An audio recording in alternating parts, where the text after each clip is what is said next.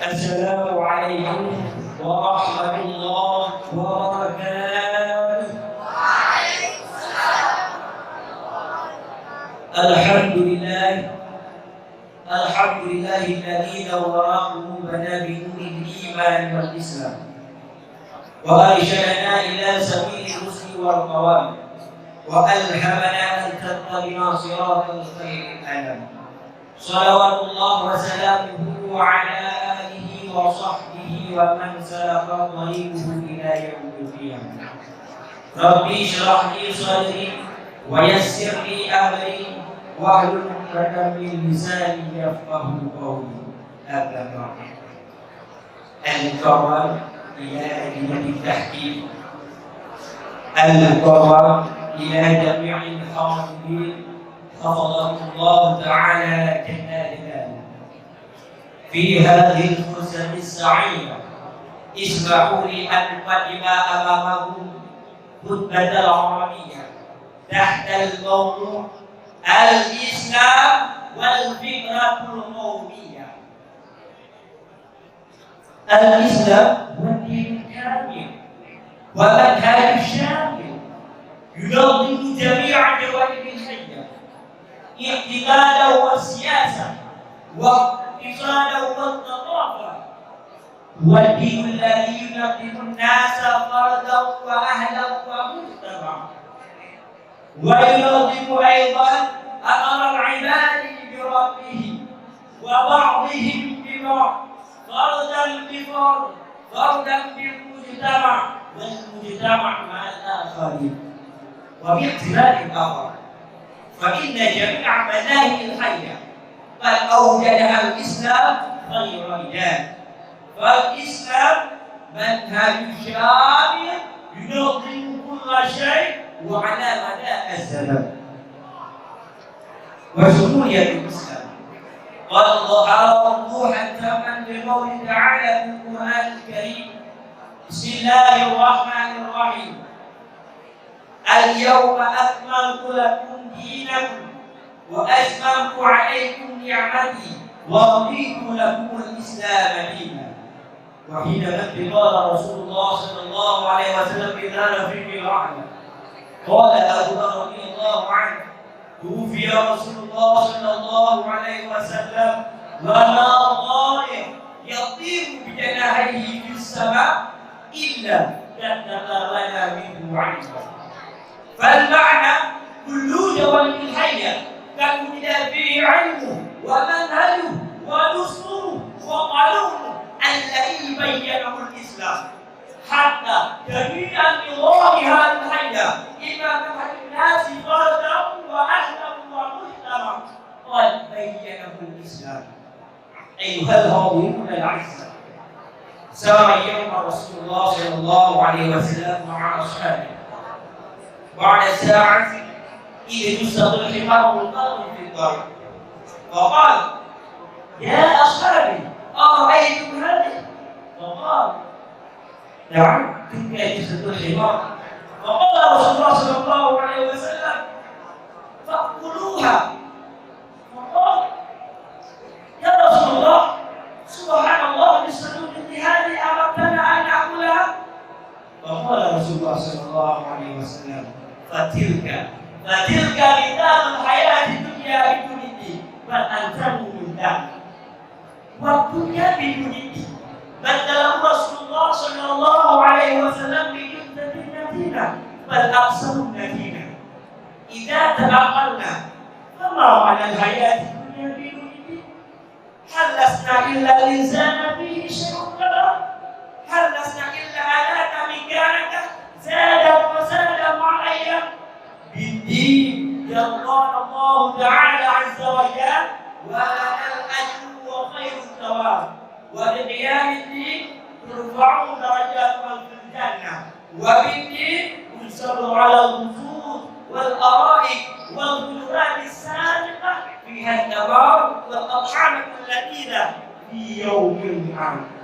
إخواني الأعزاء، ولكن في هذا الأمر ظهرت محاولة الفصل بين حياة الفرد والدولة، والمقصود ظهرت الطائفة الذين يريدون الحياة الفردية ليس فيها بأس أن يقوم هديه، ولكن الحياة الدولية والمجتمعية لا يجوز أن يقوم هديه. وفي هذا زمن أيضا كان الإسلام محدد من داخل والخارج. من داخل وهو قلوب الذين ينتمون إلى الإسلام ولكن فكرته تكتم عن الإسلام، والآية التي تدعي بأن الجلباب ليس من الدين ولكنها من العادة العربية منذ عهد الجاهلية. وحكم الراس لا يتفق مع زمن الحديث، وقيام الدين يكفي أداؤه في المسجد ولا في الدولة، وقيام الدين يكفي في بعض الناس ليس في جميع الناس بما يعرف بمنهج العلمانية. والتحديد من الخارج والمجاهدة من غير المسلمين ليربوا أهل الإسلام بنكاح المرأة المسلمة من شباب غير المسلم، وإذا ولدت أبناء يردونهم من الإسلام. وأيضا من الهيئة التنصيرية والجامعات العلمانية فيهدم أجيال الإسلام، ولكن فكره كمسخة بغير فكرة الإسلامية. هل الإنسان يريد أن يحكم نفسه وهدايته من حق الله تعالى وحده؟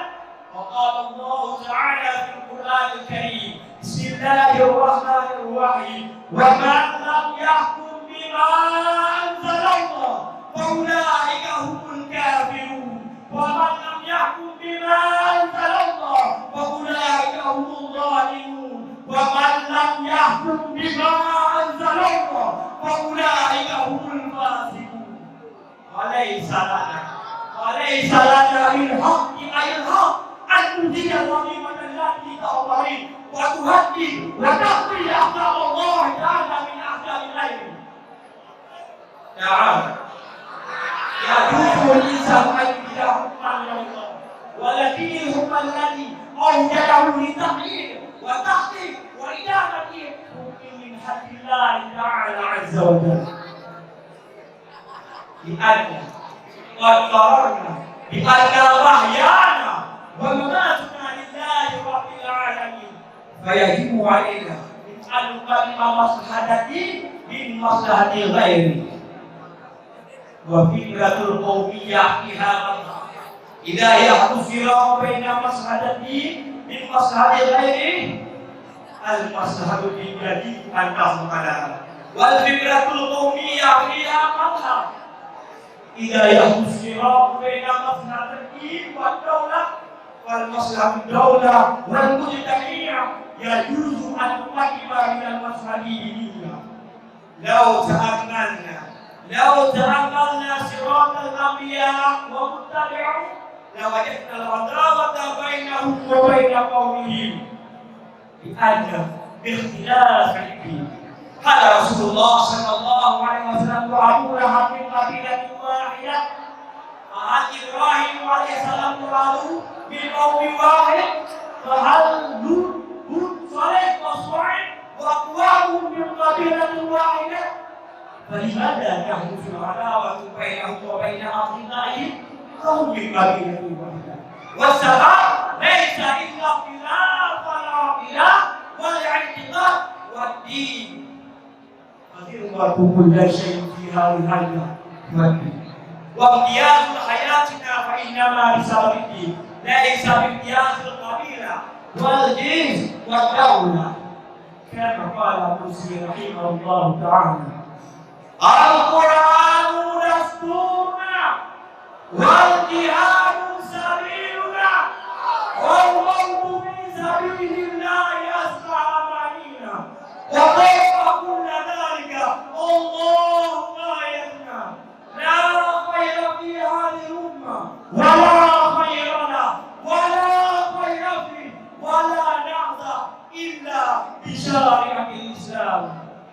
فيجب علينا أن نقدم مصلحة الدين من مصلحة غيره، لأن الله عز وجل يضمن بجنته إلى الذين يقيمون الدين من النفس والجنس والدولة. نكتفي من الكلام. إذا وجدتم مني خطأ أطلب عليكم العفو والمغفرة.